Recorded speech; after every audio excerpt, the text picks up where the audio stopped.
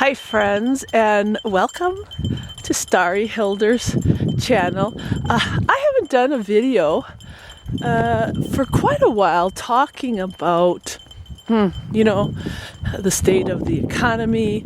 Things get bad. I did that Ted Koppel video. That was quite a while ago. And today, myself and Mr. Hilder are actually up in the mountains, just going for a lovely walk.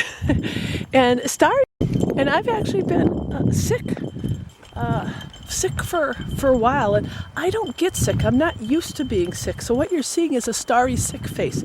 I don't have a lot of enthusiasm today because this is hopefully the tail end of my illness, but this is really what prompted me to just pull out the camera today and just start talking, because even in the medical field, what I've been noticing lately, and this is how things are changing in the world, I have seen in my profession more people getting sicker, being less resistant, antibiotics not being as effective, and bacteria being stronger. And you see this every flu season, but not just every flu season now.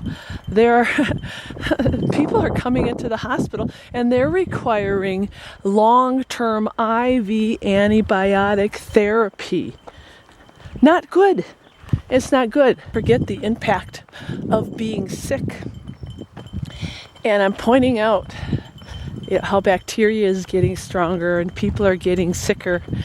And one of the reasons why we live the lifestyle that we live, and we have a large pantry, and we've got our large garden. We chose a specific garden method, and we harvest wood, and we've got wood on our homestead that will last for 4 years out. Well, we keep doing all this preparation. We're not doomsdayers, but the preparation is key, because what happens if you get sick? I'm sick right now, and I had to have a nurse come in and work half a shift for me, and I'm supposed to be working tomorrow, and I'm thinking, how am I going to survive doing 12 hours? Because I'm really tapped out of energy, and it's not good. So how do you prepare for that? And many of you have jobs and have debt. And if you get sick, then what happens? When it takes you out of commission and you're the breadwinner and you have a family and you have that debt and you're not prepared, then you're in trouble. And we don't have many people that actually come to our YouTube channel that criticize our way of life. I think the people that come to our channel see that the life that we are living off the grid here is a smart move. So think of it this way, and this is for all the naysayers out there. We buy insurance, car insurance, we buy life insurance, we buy health insurance, right? We're insuring for that disaster. But how odd is it that we don't insure ourselves for preparation in case something bad does happen, besides the house burning down or besides you getting in a car accident? People think that we're crazy. Not all, but there are people that still think we're crazy, and that we are doomsday preppers, and that doomsday is never going to come. But our homestead is set up so that it is the insurance policy. And when and if, say, something bad does happen, that's our insurance policy. And is that crazy to have another insurance policy? You know, mainstream America is all about paying a monthly fee for their insurance, for their cars. Their cars that are actually, and I know it's required by states, but each state requires insurance. But if you think about it, you buy yourself a $64,000 truck that you can't even live in, that you have to buy insurance for, that takes a lot of gas. And the thing just depreciates is what happens. And what does it get you in the end? It's just a ride.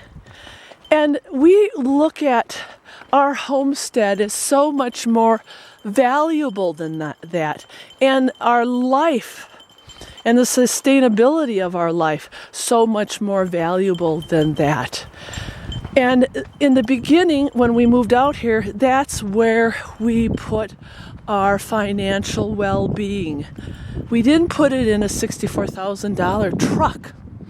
You know, we didn't put it in a house that was, connected to the grid, but we didn't choose a home that we couldn't afford, that was connected and dependent. And we get it that many of you have families and you can't, this is where you live in America, and that's okay, but you have to start thinking about your own insurance policy. Even if you are connected to that grid and you still live in that city and you're paying for power, lights, and water and garbage pickup, you pay for car insurance, right? I know it's mandatory, and you pay for insurance on your house because you don't want that to burn down and not have anything. But where is the insurance policy when it comes to preparation for everything else? Oh, I know. Isn't that called Walmart? Oh, I can't help it. Sorry. Yeah, I know. We're just, but this is why, really, on this sick walk that I'm taking with the dogs and Mr. Hilder, in the middle of nowhere, you have to start thinking seriously about even starting today. So many of you friends do come to my channel and you get worried. You get worried that you're missing the boat. You haven't prepared enough now, and maybe it's too late. Obviously it is never ever too late. And we advocate, you know what?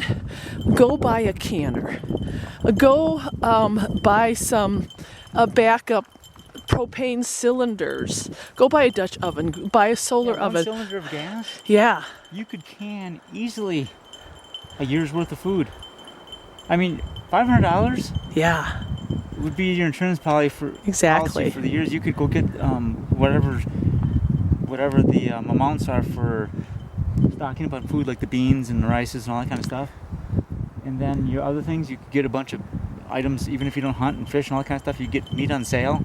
Yes. You're in business. And I mentioned the cylinders simply because those of you who are living in the city are dependent on the city providing that power source. So have some cylinders laying around.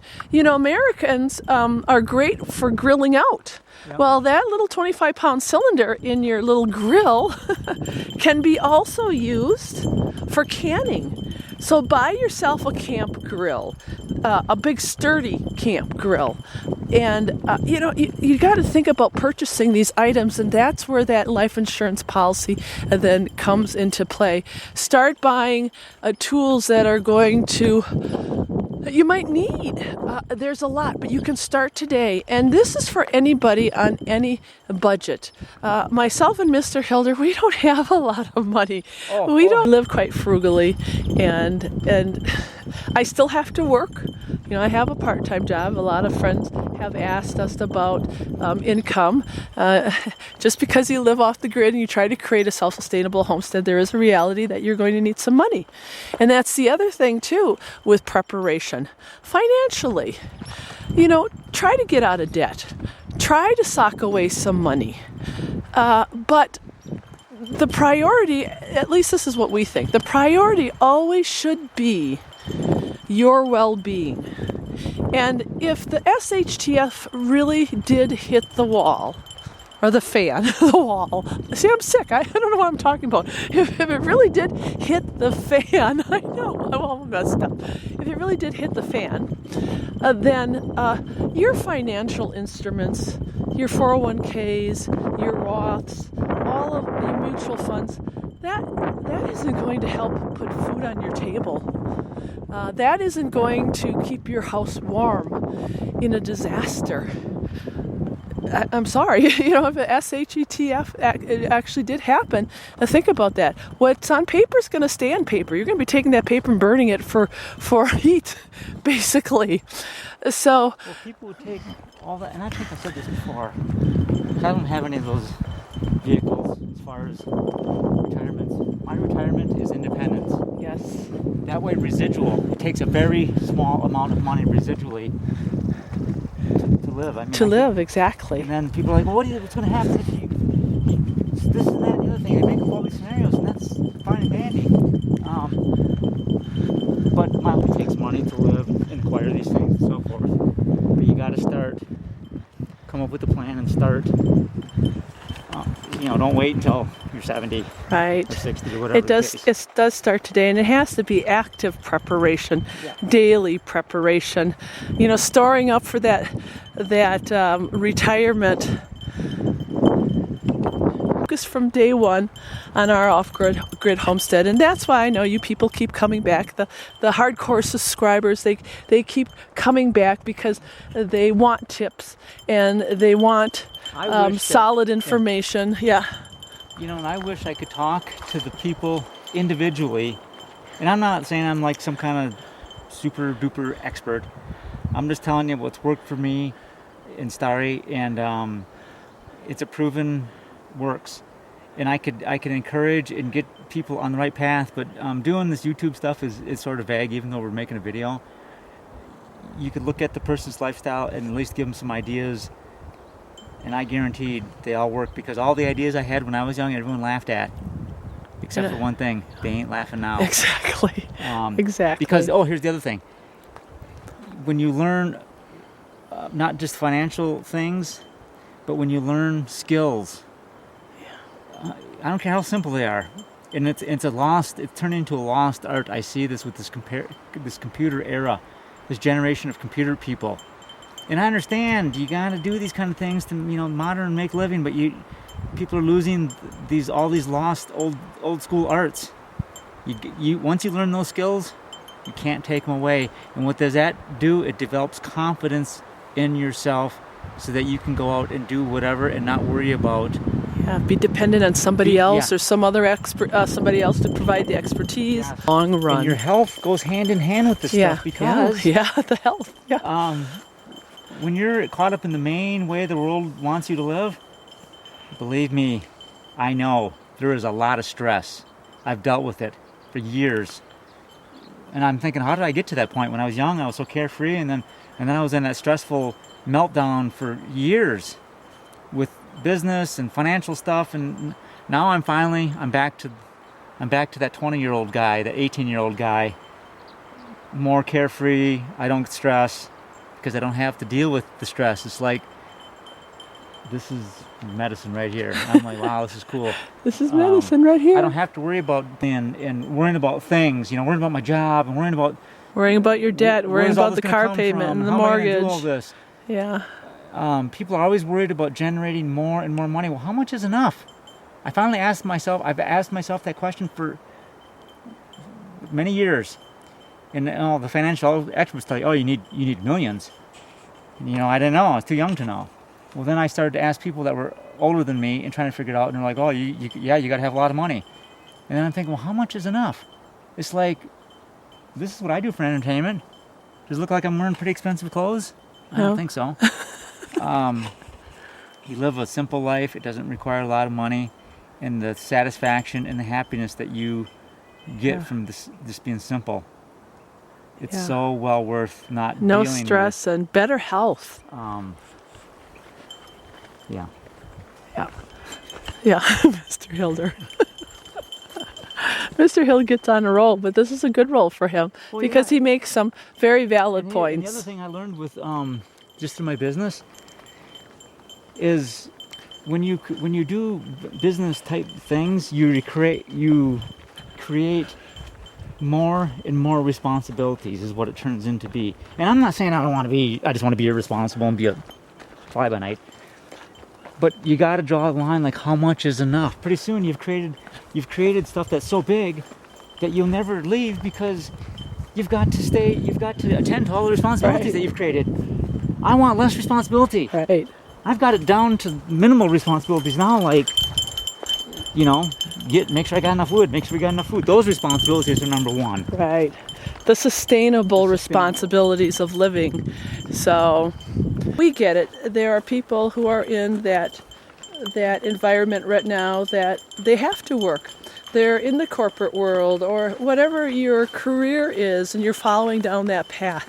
Don't lose focus. Yeah, don't lose focus, and we're sharing our philosophy, which may not be everybody's philosophy, but there's a reason why people come to our channel, and they're drawn to our channel, and they see the life that we're living, and it's very peaceful, it's very healthy, except I'm sick today, and things aren't getting better, and we really want to impress upon the fact that if you are intrigued by our off-grid lifestyle, it is obtainable, but you must start thinking about planning today and not waiting. Yeah. And we're still going.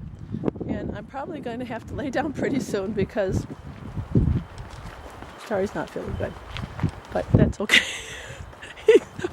I know, Mr. Hilder, he's been very kind this week to me. So I've been hacking and coughing and it hasn't been good. But I hope you enjoyed this video. Oh yeah, why does Mr. Hilder not get sick? All that swamp water I've drank for all those years really hurts my immune system. Yes. My needles, dirt, leaves, all the stuff I've used over the years. Just do what Mr. Hilder does and you'll never get sick. It seems like, I tell you, man, that stuff just don't affect me. Yeah, it doesn't. He's a pretty tough individual. So, okay. All right, we're going to keep going here, and God bless. And until next time, we hope this helped.